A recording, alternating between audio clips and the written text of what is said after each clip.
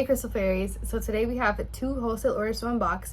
It came in 3 packages. I've never ordered from either of these wholesalers before, so I'm super excited. I'm gonna sort of critique how they wrap it and how good I think the quality was for how much I paid. I'm really excited. There's a ton of Enhydros because y'all know that's my favorite. There's also some, never mind, I'm not gonna tell you. Let's get into it.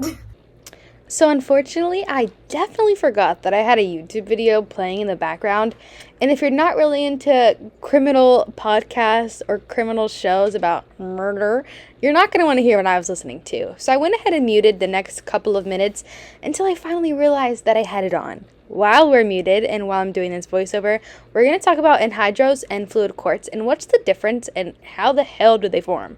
If you don't already know, Enhydros or fluid quartz are my absolute favorite. I talk about them any chance I get. I think they're so fascinating. It's like Earth's fidget toy. How cool is that? I'm going to read you a little bit of this passage from thecitrinecircle.com.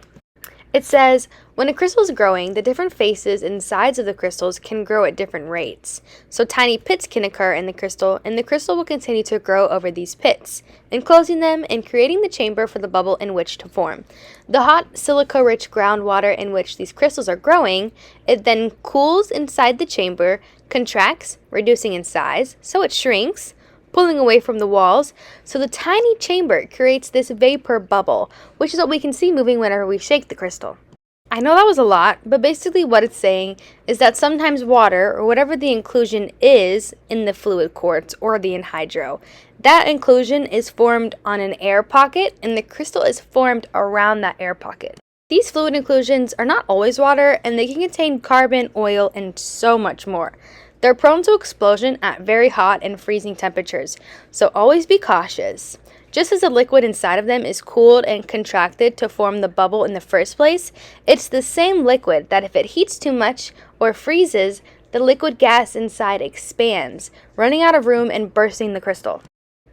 This has been known to happen under very bright, hot lights of gem show display cases, but it's less likely to occur at home under the softer LED lights that are now commonly used. Now here's something you probably didn't know. I actually learned this today while researching.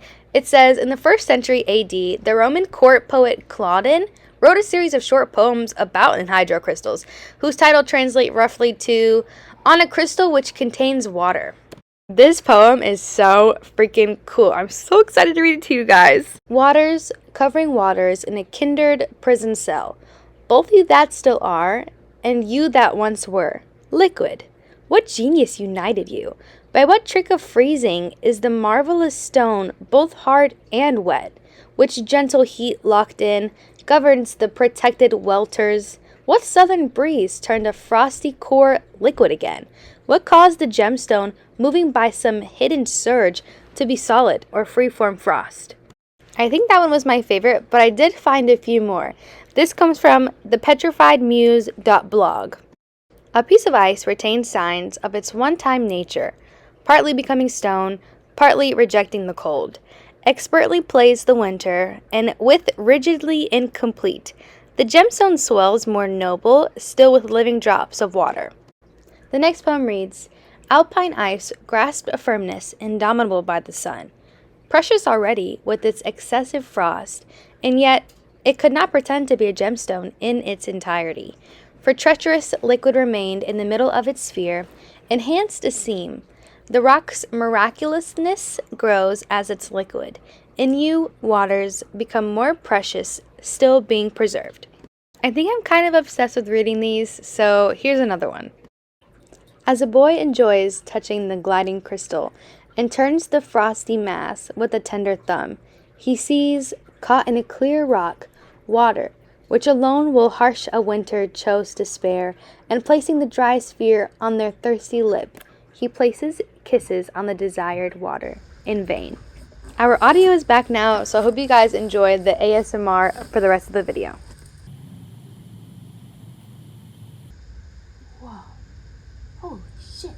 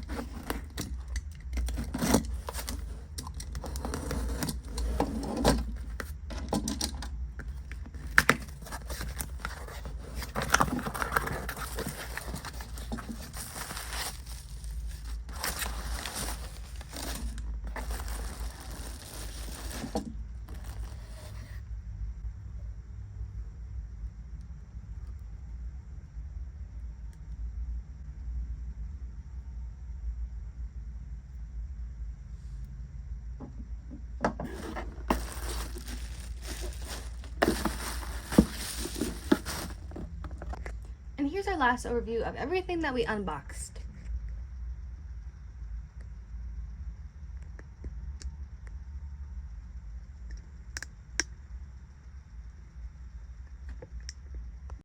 Alright y'all, that's it. Do you guys like the YouTube videos, or would you prefer like smaller TikTok videos, or do you like the longer YouTube videos? Let me know in the comments below and tell me which piece was your favorite. Bye!